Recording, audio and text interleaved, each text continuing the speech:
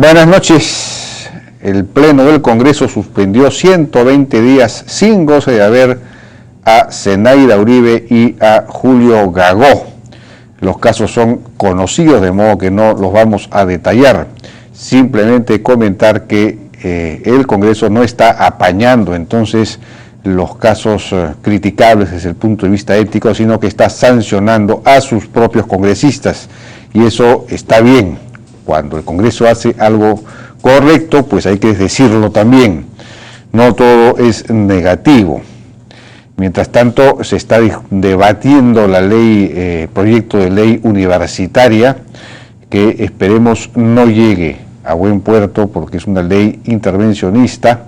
En todo caso, quizá debería debatirse primero el proyecto de ley de superintendencia universitaria que envió el Ejecutivo, que es algo mejor que el que está contenido dentro de la ley universitaria. Bueno, pero otro tema vinculado a las relaciones entre el Ejecutivo y el Legislativo es que el Ejecutivo aún no envía los proyectos de ley, no envía al Congreso los proyectos de ley relacionados a este paquete de medidas económicas anunciado por el ministro de Economía la semana pasada. Un paquete destinado a disminuir los costos de la regulación, es decir, a reducir la carga regulatoria sobre las empresas, a disminuir sobrecostos, simplificar trámites, es decir, facilitar la inversión y facilitarle la vida a las empresas para que éstas puedan desplegar sus proyectos y sus actividades y puedan retomar crecimiento e inversión. Este es un paquete fundamental que ataca temas cruciales, neurálgicos. Ojalá que esta demora no se deba a que el Ministerio del Ambiente esté logrando anular o mediatizar las propuestas o los proyectos presentados en relación al sector ambiente, que al decir del ministro Castilla, permitirían liberar 11.000 millones de dólares de inversión en los sectores hidrocarburos y minería.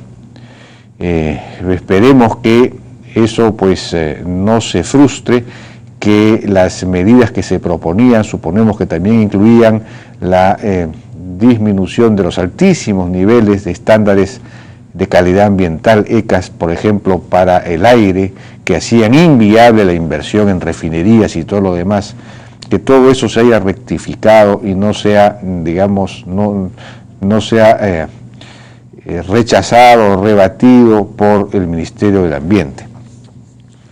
Y es importante esto porque por lo menos en cuanto a ese punto, estas medidas tendrían un efecto inmediato.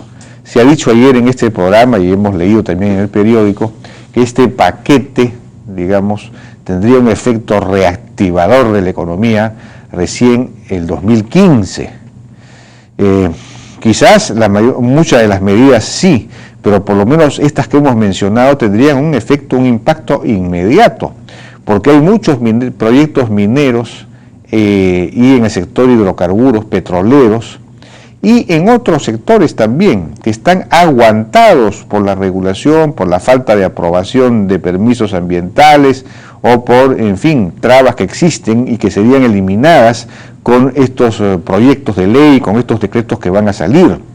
Entonces, para esos proyectos que están aguantados y que están listos para salir, pues estas medidas son fundamentales para que eso tenga pues un impacto inmediato en la reactivación de la economía.